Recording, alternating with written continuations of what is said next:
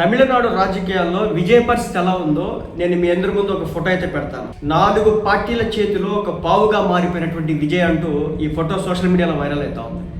ఒక పక్క కాంగ్రెస్, ఇంకో పక్క సిపిఐ, ఇంకో పక్క విసికే, ఇంకో పక్క సిపిఐ, ఇంకా కొన్ని పార్టీలు ఉన్నాయి. ఇంకా ఏఎంఎంకే అని చెప్పేసి ఇంకొక పార్టీ ఉంది, ఐఎంయుఎల్ ఇంకొక పార్టీ ఉంది, ముస్లిం లీగ్ పార్టీ. సో ఒక 5-6 పార్టీల చేతిలో ఒక తోలు బొమ్మలాగా విజయ్ ఆడబోతున్నాడు. వాళ్ళు ఆడిందే ఆట, పాడిందే పాట. ఎందుకంటే మ్యాండేట్ రాలేదు, ప్రజలు ఇవ్వలేకపోయినారు, 108 స్థానాల దగ్గర ఆపేసినారు, 118 కావాలి, అది రాలేదు. కాబట్టి ఈ 10 స్థానాల కోసం వీళ్ళ దగ్గర ఒక 5, 2, 3, 4 ఉన్నాయి.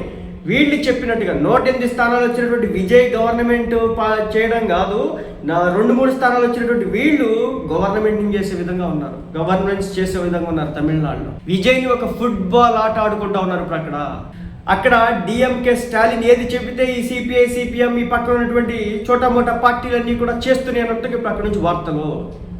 కేవలం డిఎంకే స్టాలిన్ పంపించడం కారణంగానే వీళ్ళంతా కూడా వచ్చారన్నట్లుగా తెలుస్తూ ఉంది. నిజం చెప్తున్నాను, విజయ్ పరిస్థితి ఎలా ఉందంటే ముందు గొయ్యి వెనక నుయ్యి, ఎటు వెళ్ళినా సరే పడిపోవడం పక్క. ఇంకొక విషయం ఏంటంటే ఇతను ప్రభుత్వాన్ని స్థాపిస్తే వచ్చే 2 ఏళ్లలోనే ప్రభుత్వాన్ని కూల్చిన ఆశ్చర్యపోవాల్సిన పని లేదు.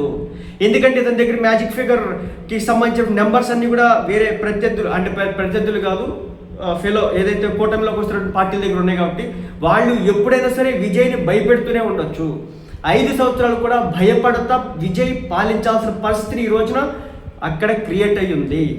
ఈ పొత్తులో ఉన్నటువంటి ఒక్క పార్టీ బయటికి వెళ్ళిపోయినా సరే మైనారిటీ ప్రభుత్వం అయిపోతుంది. సో సీట్లు ఉండవు, ప్రభుత్వం కూలుతుంది, కుదిరితే మళ్ళీ ఎలక్షన్స్కి వెళ్ళాలి. సో ఇప్పుడు ఉన్నటువంటి వ్యూహం ఏంటంటే ఈ విజయ్ పార్టీ ఒక 1 ఇయర్ తర్వాత కూల్ చేసి మరోసారి ఎలక్షన్స్కి వెళ్ళినా ఆశ్చర్యపోవాల్సిన పని లేదు. ఇతనితో ఉన్నటువంటి వేరొక పార్టీలన్నీ కూడా డిఎంకే పార్టీతో, ఏఐడిఎంకే పార్టీలతో కలిసి. సో విజయ్ యొక్క పాలన అంత తేలికైతే లేదు. ప్రజల పేరుకే మ్యాండేట్ ఇచ్చినారు. ఇతను పడే అవస్థలు, కష్టాలు అన్నీ కాదు. సో చూపిస్తున్నా కదా, అన్ని పార్టీల చేతుల్లో చెయ్యి ఒకటి దగ్గర ఉంది, కాలు ఒకటి దగ్గర ఉంది, ముక్కు ఒకటి దగ్గర ఉంది, గొంతు ఒకటి దగ్గర ఉంది. సో ఈ విధంగా విజయ్ని ఆడించబోతా ఉన్నారు ఈ పార్టీలో అంతా కలిసి. చూడాలి మరి ఏం జరగబోతా ఉందో.